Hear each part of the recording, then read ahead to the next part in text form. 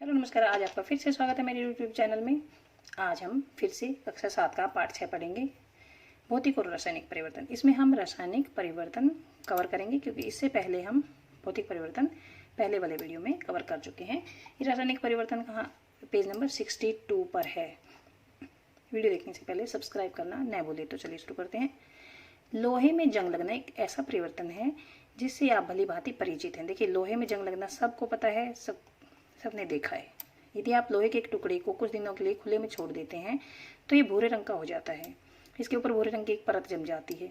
तो ये जो भूरे रंग का पदार्थ क्या होता है? जंग होता है। इसको जंग बोलते हैं। यह प्रक्रम और जो प्रक्रिया है, जंग लगने की प्रक्रिया है, उसको क्या बोलेंगे? उस जो जंग लगा है जिसे उसको बोलेंगे जंग लगना। जंग लगने का प्रक्रम होता है ये। पार्क अथवा लॉन में बहुत सारे लोहे के दरवाजे या बगीचों या पार्क आदि में लोहे की बेंचेज रखी होती हैं। लोहे की कोई वस्तु बाहर पड़ी रहती है, खुले में रखी रहती है, तो उन पे जंग लग जाती है। ये देखिए, ये जंग लगी हुई वस्तुएं हैं, ये कि जंग लगी हुई है इस पे। आपने देखा होगा कि घर में रखी कुल्हाड़ी, हथौड़ा आदि को वायु में खुला छोड़ देते हैं, उस पर भी जंग लग जाती है। रसोई में लोहे का गीला तवा अगर कुछ समय के लिए छोड़ दिया जाता है तो उस पर भी जंग लग जाती है। जंग लोहा नहीं है। जंग लोहा नहीं है, ये नोट करेंगे आप। जंग उस पदार्थ से भिन्न होता है जिस पर यह लगती है। जंग लोहे पर लगती है लेकिन लोहे से भिन्न होता है, ये लोहा नहीं होता ये। आइए हम कुछ ऐसे परिवर्तनों पर विचार करते हैं जिसमें नए पदार्थ बनते हैं। अब जैसे देखिए, लोहे पर जंग लगी है तो जंग जो नया पदार्थ बन गया है, तो इसी प्रकार से बहुत सारे नए पदार्थ बनेंगे। इन परिवर्तनों को हम पढ़ते हैं। चलिए क्रियाकलाप करके देखते हैं कौन कौन से परिवर्तन ऐसे होते हैं। क्रियाकलाप 6.6 में देखते हैं। मैग्नीशियम के जलते हुए फीते की और लंबी अवधि तक देखना हानिकारक है। देखिए, हम इसमें एक एक्सपेरिमेंट करेंगे, उसमें मैग्नीशियम रिबन है, उसको जलाएंगे हम, लेकिन उसकी तरफ हम लगातार नहीं देखेंगे क्योंकि लगातार अगर देखेंगे तो हानिकारक होता है। शिक्षकों को बच्चों को बताना चाहिए कि वे जलते हुए मैग्नीशियम की ओर अधिक समय तक न देखें। उसके बाद आते हैं, मैग्नीशियम की पतली पट्टी या फीता लेना है या तार का टुकड़ा लेना है।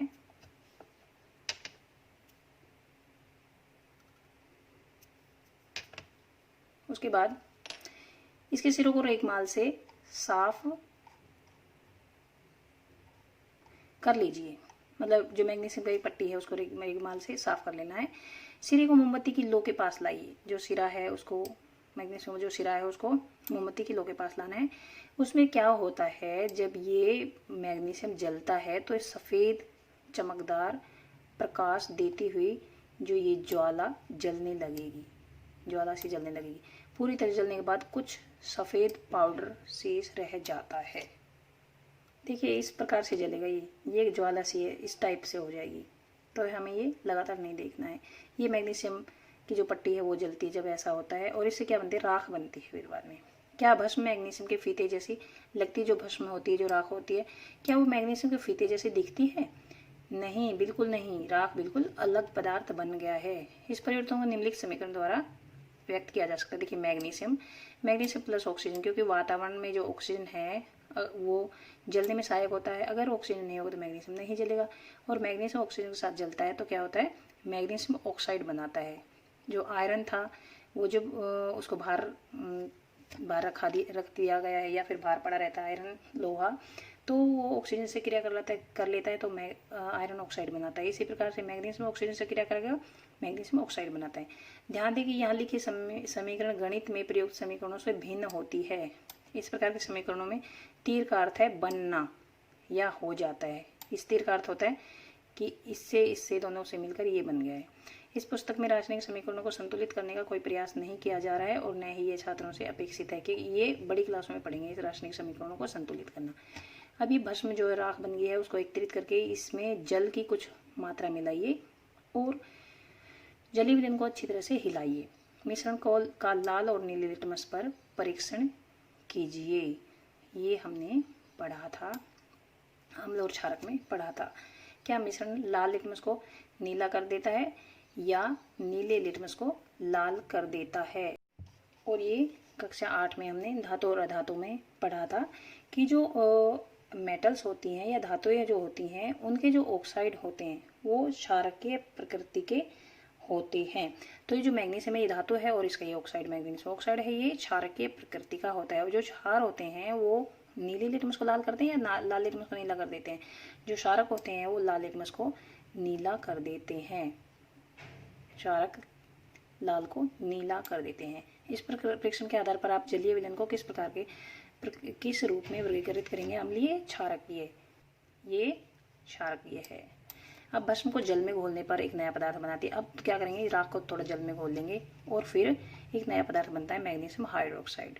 ये देखिए मैग्नीशियम ऑक्साइड प्लस जल मैग्नीशियम हाइड्रोक्साइड बन गया। जैसे कि आपने अध्याय 5 में पढ़ा था, मैग्नीशियम हाइड्रोक्साइड एक क्षारक है, ये हमने अध्याय 5 में पढ़ा था। मैग्नीशियम ऑक्साइड एक नया पदार्थ है जो मैग्नीशियम के जलने पर बनता है, और मैग्नीशियम हाइड्रोक्साइड एक नया पदार्थ है जो मैग्नीशियम ऑक्साइड को जल में घोलने पर बनता है। नोट करेंगे ये आप। मैग्नीशियम ऑक्साइड तो मैग्नीशियम जलने से बनता है, और मैग्नीशियम हाइड्रोक्साइड कैसे बनता है? मैग्नीशियम ऑक्साइड के जल के साथ घोलने पर बन जाता है।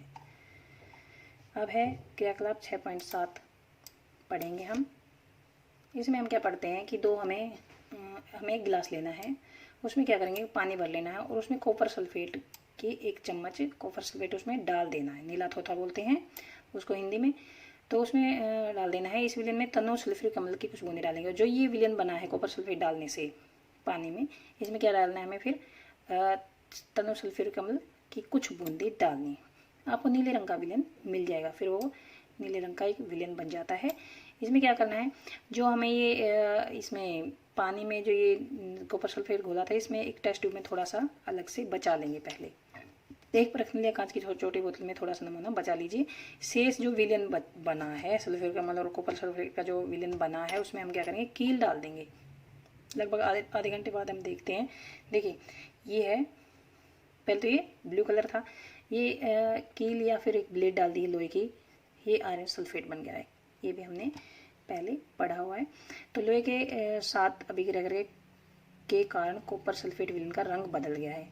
कॉपर सल्फेट पहले तो ये ब्लू कलर का था ये विलयन, इसमें अगर लोहा डाल दिया तो ये इसका कलर बदल गया है। क्या आपको रंग में कोई परिवर्तन दिखाई दे रहा है? हाँ, रंग परिवर्तित हो गया है।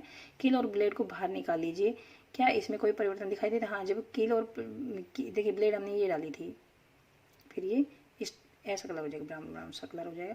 आपको जो परिवर्तन दिखाई देते हैं वो कॉपर सल्फेट और लोहे के बीच अभिक्रिया के कारण होते हैं। देखिए जो लोहा है वो कॉपर से ज़्यादा अभिक्रियाशील है। ये आप कक्षा 8 के पाठ 4 में पढ़ेंगे, धातु और अधातु में। तो ये क्या करता है, इसको कॉपर को जो कॉपर सल्फेट है उसमें से कॉपर को इस जगह से विस्थापित कर देता है, ये जो लोहा है, और उसकी जगह आयरन आ जाता है। तो ये आयरन सल्फेट बन जाता है। इसका जो हरा रंग आयरन सल्फेट बनने के कारण ही हुआ है, क्योंकि ये ज़्यादा अभिक्रियाशील है तांबे से। तो इसके कारण ही इसमें कलर में चेंज आया है। विलयन के रंग को नीले से हरा हो जाना एक नया परिवर्तन है। नया परिवर्तन क्यों है? क्योंकि इससे आयरन सल्फेट बना है। आयरन सल्फेट के कारण ये इसका रंग नीले से हरा हो गया। पहले क्या था, कॉपर सल्फेट, फिर क्या बना है, iron sulphate. Copper sulphate blue colour का, आयरन सल्फेट ग्रीन कलर का। लोहे की कील पर भूरा निक्षेप कॉपर या तांबे की परत के कारण होता है। देखिए ये बिल्कुल नई ब्लेड डाली थी इसमें, और इसमें ये भूरा कलर की होगी। भूरे कलर की क्यों हो गई? जो इसमें कॉपर था वो तो आयरन ने हटा दिया है, वो कॉपर कहाँ गया, वो इसके ऊपर आ गया है, इसके ऊपर, इसके कारण ये भूरा कलर हो गया है। तो इसमें देखिए 2 तरह के परिवर्तन हो गए हैं। लोहे की कील पर भूरा निक्षेप कॉपर या तांबे की परत के कारण होता है, जो एक नया पदार्थ है। हम इस अभिक्रिया को निम्न प्रकार से व्यक्त कर सकते हैं। कॉपर सल्फेट, देखिए ये अभिक्रिया के है, ये इसका समीकरण लिख रखा है। कॉपर सल्फेट CuSO4 होता है, नीला थोथा बोलते हैं इसको, और प्लस लोहा। इसमें क्या बन गया, आयरन सल्फेट। कॉपर को इसने हटा दिया है इसकी जगह से और खुद इसकी जगह आ गया है। इसको विस्थापन अभिक्रिया भी बोल सकते हैं हम। ये कॉपर अलग है, तो ये कॉपर है, ये भूरा, जो ब्लेड या कील जो भूरी हो जाती है वो इसके कारण हो जाती है। तो ये एक नया पदार्थ बना है इसमें, ये एक परिवर्तन है, रासायनिक परिवर्तन। रासायनिक परिवर्तन का बहुत अच्छा उदाहरण है ये। और जो मैग्नीशियम रिबन का था वो भी रासायनिक परिवर्तन का उदाहरण था। अब किसी परत नली में एक लगभग 1 चम्मच सिरका लेंगे। ये क्रियाकलाप 6.8 कर रहे हैं। इसमें चुटकी भर खाने का सोडा मिलाएंगे। सिरके में खाने का सोडा मिलाना है। आपको एक बुदबुदाहट की ध्वनि सुनाई देगी। गैस के बुलबुले बाहर निकलते दिखाई देंगे। इस गैस का चित्र 6.5 में दिखाई गई व्यवस्था के अनुसार ताजे बने चूने के पानी में से इसे गुजारिए। इसको चूने के पानी में से गुजारना है। जो गैस इससे बनी है, किससे? सिरका प्लस खाने का सोडा। सिरका और खाने का सोडा जब मिलाते हैं तो गैस उत्पन्न होती है और उस गैस को ताजे बने चूने के पानी में से गुजारना है हमें, किस चित्र 6.5 के अनुसार। और चूने का पानी कैसे बनता है? चूने होता है, उसमें पानी डाल देते हैं और उसको थोड़ी देर रख लेते हैं और उसको निथार कर पानी ऊपर से उतार लेते हैं। वो चूने का पानी बन जाता है, जो अध्याय 5 में बताया गया था। अब चूने के पानी में क्या परिवर्तन होता है? मतलब जब ये, जैसे ये देखिए चूने का पानी है, ये वाला ये चूने का पानी है। यहाँ पर क्या था? सिरका और खाने का सोडा ये मिलाया है, तो इसमें से जो गैस निकली है, गैस भी बनती है इसमें, और ये इस इधर से आ जाएगी, इस वाले टेस्ट ट्यूब में इसमें आ जाएगी। अब इसमें आ गई है, यहाँ पे चूने का पानी है। चूने के पानी को ये क्या कर देगी? दूध जैसा कर देगी। तो ये देखिए, पहले ये इसको पढ़ लेते हैं। चूने के पानी में क्या परिवर्तन होता है? ये दूधिया कलर हो जाता है इसका। परख नली में परिवर्तन निम्न प्रकार से होते हैं। सिरका प्लस खाने का सोडा, ये क्या बन जाती है? कार्बन डाइऑक्साइड और अन्य पदार्थ। अब हमने जो कार्बन डाइऑक्साइड बनती है उसका ये परीक्षण होता है कि उसको चूने के पानी में से गुजार के देखते हैं कि वो कार्बन डाइऑक्साइड है या नहीं है। अगर ये दूधिया कलर नहीं होता, ये मिल्क जैसा नहीं होता इसका कलर, तो ये कार्बन डाइऑक्साइड गैस नहीं होती। ये दूधिया कलर हो गया चूने का पानी, तो इसलिए कार्बन डाइऑक्साइड गैस है। तो इसमें क्या परिवर्तन हुआ है? अगर सिरका और खाने का सोडा मिलाते हैं तो कार्बन डाइऑक्साइड और अन्य पदार्थ बनते हैं। ये भी एक नया पदार्थ बना है, तो ये हो गया रासायनिक परिवर्तन। कार्बन डाइऑक्साइड और चूने के पानी के बीच अभिक्रिया निम्न प्रकार से होती है। अब देखो, पहली अभिक्रिया उसमें लिख रखी है, दूसरी अभिक्रिया ये है जो दूसरी टेस्ट ट्यूब में हुई है। कार्बन डाइऑक्साइड और चूने का पानी में अभिक्रिया हुई तो कैल्शियम कार्बोनेट और जल बना है। अभी जो कैल्शियम कार्बोनेट है, ये यहाँ पर कैल्शियम कार्बोनेट बना है और जल बन गया है। जब कार्बन डाइऑक्साइड को चूने के पानी में प्रवाहित किया जाता है तो कैल्शियम कार्बोनेट बनता है, जिससे चूने का पानी दूधिया हो जाता है। दूधिया मतलब दूध जैसा हो जाता है। चूने का पानी दूधिया हो जाना कार्बन डाइऑक्साइड का मानक परीक्षण है। ये मैंने बताया था। इससे अगर कार्बन डाइऑक्साइड का परीक्षण करना होता तो हम ये वाला परीक्षण करते हैं। आप इसका उपयोग अध्याय 10 में यह दिखाने के लिए करेंगे कि हम श्वसन में जो वायु बाहर निकालते हैं उसमें कार्बन डाइऑक्साइड की मात्रा अधिक होती है। इसका हम परीक्षण कर सकते हैं। जो सांस द्वारा हम कार्बन डाइऑक्साइड छोड़ते हैं तो उसमें ये कंफर्म हो जाए कि हम कार्बन डाइऑक्साइड छोड़ते हैं। क्रियाकलाप 6.6 और 6.8 में आपने देखा है कि प्रत्येक परिवर्तन में एक या अधिक नए पदार्थ बने थे। इनमें नए पदार्थ बने हैं 6.6 से 6.8 तक जितने हमने परिवर्तन पढ़े हैं उसमें। तो ये 6.6 में क्या हुआ है? मैग्नीशियम को वायु की उपस्थिति में जलाने पर राख बनी थी। 6.7 में क्या बना था? कॉपर सल्फेट को लोहे के साथ अभिक्रिया करके आयरन सल्फेट बना था और कॉपर बना था। ये दोनों नए पदार्थ थे। कॉपर लोहे के ब्लेड पर निक्षेपित हो गया था। क्रियाकलाप 6.8 में क्या पढ़ा था? सिरका और खाने का सोडा जो उनकी अभिक्रिया हुई तो कार्बन डाइऑक्साइड गैस बनी थी, जिसने चूने के पानी को दूधिया कर दिया था। क्या आप इस अभिक्रिया में बनने वाले नए पदार्थ का नाम बता सकते हैं? ये जो दूधिया कलर का क्या था? कैल्शियम कार्बोनेट बना था ये नया पदार्थ और जल बना था इस अभिक्रिया में। अब देखिए, ये पहले हमने भौतिक परिवर्तन पढ़ा था, अब ये रासायनिक परिवर्तन की परिभाषा पढ़ लेते हैं। वह परिवर्तन जिसमें एक या एक से अधिक नए पदार्थ बनते हैं उसे रासायनिक परिवर्तन कहते हैं। एक या एक से नए पदार्थ बनते हैं, एक या एक से अधिक, उसको बोलते हैं रासायनिक परिवर्तन। रासायनिक परिवर्तनों को रासायनिक अभिक्रिया भी कहते हैं। अभिक्रिया हुई तभी रासायनिक परिवर्तन हुआ है। रासायनिक परिवर्तन का हमारे जीवन में अत्यधिक महत्वपूर्ण स्थान है। सभी नए पदार्थ रासायनिक परिवर्तनों के कारण ही बनते हैं। रासायनिक परिवर्तनों में तो नए पदार्थ बनते हैं। उदाहरण के लिए भोजन का पाचन जो होता है, डाइजेस्ट हो जाए भोजन, उसमें नए पदार्थ बनते हैं। तो ये भी एक रासायनिक अभिक्रिया का उदाहरण है या रासायनिक परिवर्तन का उदाहरण है। फसलों का पकना, फसल जो पकते हैं वो भी रासायनिक अभिक्रिया हुई। अंगूर को किण्वन हुआ, अंगूरों को गला खड़ा के एल्कोहल बनाया जाता है, तो ये भी एक रासायनिक परिवर्तन हुआ।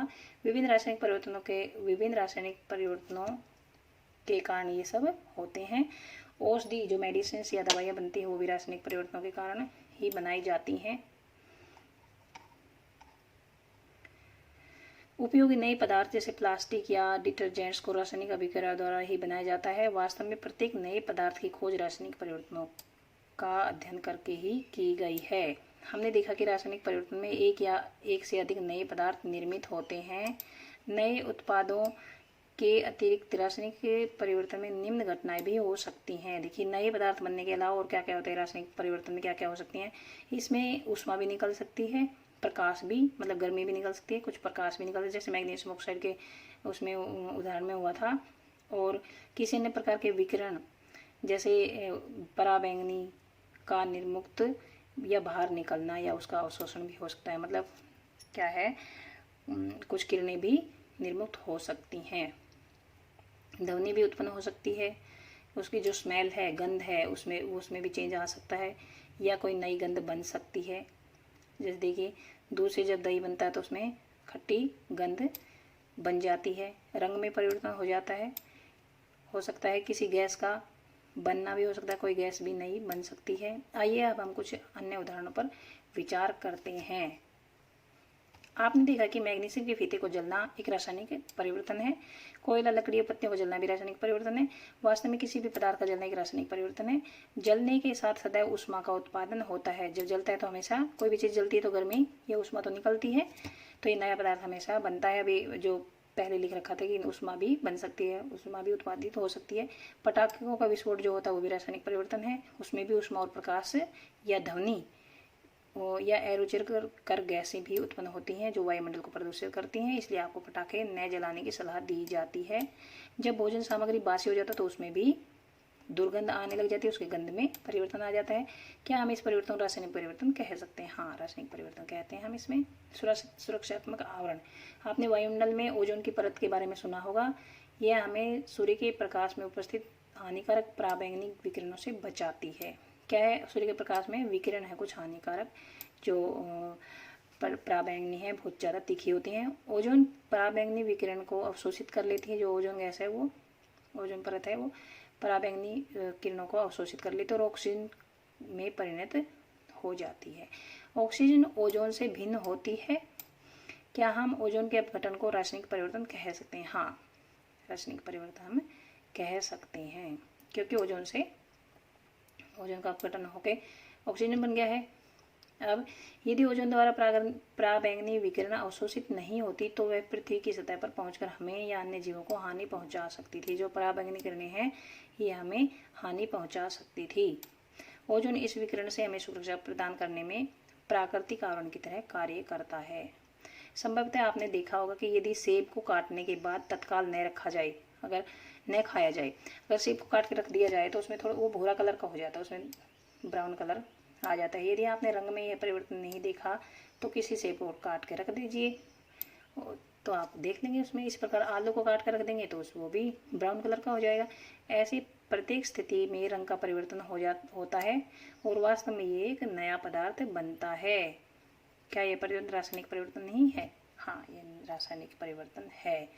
अब ये पूछो क्या बोलता है। अध्याय 1 में हमने पढ़ा कि पादप अपना भोजन खुद बनाते हैं और उसको प्रकाश संश्लेषण बोलते हैं। क्या प्रकाश संश्लेषण को रासायनिक परिवर्तन कह सकते हैं? हाँ, कह सकते हैं। और पहले ने कहा कि पाचन भी एक रासायनिक परिवर्तन है। अध्याय 5 में आपने अम्ल और क्षारक को परस्पर उदासीन किया था, वो भी एक उदासीनीकरण जो अभिक्रिया, वो भी एक रासायनिक परिवर्तन है। तो यहाँ तक हमने कवर कर लिया है। अब नेक्स्ट वीडियो में हम लोहे पर जंग लगना पढ़ेंगे। तब तक के लिए धन्यवाद। वीडियो सब्सक्राइब करना न भूलें।